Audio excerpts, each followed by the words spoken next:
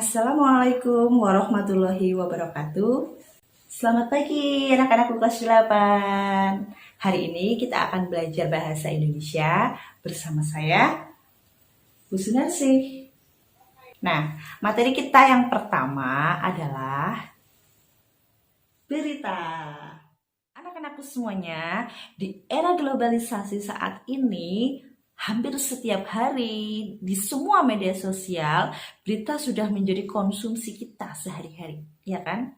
Nah, oleh karena itu, kita semua harus bisa menyaring semua berita itu dengan bijak. Mana yang merupakan fakta dan mana yang hoax. Unsur-unsur berita. Tujuan pembelajaran kali ini adalah 1. Menjelaskan pengertian berita. 2. Mengidentifikasi unsur-unsur berita yang kamu dengar atau kamu baca. Nah, sebelum kita belajar lebih jauh tentang berita, kita juga harus tahu apa itu pengertian dari berita. Berikut adalah contoh-contoh berita yang dapat kamu baca melalui HP atau laptopmu. Kemudian, ini adalah berita yang kamu simak secara audiovisual. Jadi, kamu bisa mendengar sekaligus melihat berita tersebut. Berita adalah teks yang melaporkan suatu kejadian, peristiwa, atau informasi mengenai sesuatu yang telah atau sedang terjadi dan bersifat aktual. Pada bagian ini kita akan membahas tentang unsur-unsur berita. Unsur berita ada berapa? Ada 6. Unsur-unsur berita. What? Peristiwa apa yang sedang terjadi? Where? Di mana peristiwa itu terjadi? When? Kapan peristiwa itu terjadi? Who? Siapa yang terlibat dalam peristiwa itu?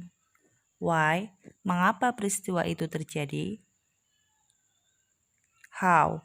Bagaimana peristiwa itu bisa terjadi? Tinggal menghafalkannya adalah adik Simba. Ya. Apa? Di mana? Kapan? Siapa? Mengapa? Dan bagaimana? Mudah kan? Latihan soal.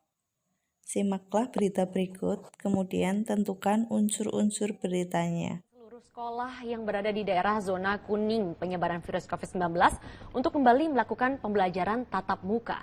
Sementara itu, sekolah di daerah zona oranye dan merah tetap diwajibkan melakukan pembelajaran jarak jauh. Kemarin, Menteri Pendidikan dan Kebudayaan Nadiem Makarim mengumumkan akan mengizinkan sekolah yang berada di zona kuning untuk bisa menggelar pembelajaran tatap muka. Sebelumnya pembelajaran tatap muka hanya diizinkan bagi sekolah di zona hijau. Namun bagi sekolah yang berada di daerah zona oranye dan merah masih harus melakukan pembelajaran jarak jauh. Ada beberapa ketentuan bagi zona kuning yang akan melakukan kembali pembelajaran tatap muka. Juga para siswa yang ada di sangat sulit, begitu banyak tantangan. Sekian pertemuan kita pada hari ini. Sampai jumpa di pertemuan yang kedua. Assalamualaikum warahmatullahi wabarakatuh. Dadah.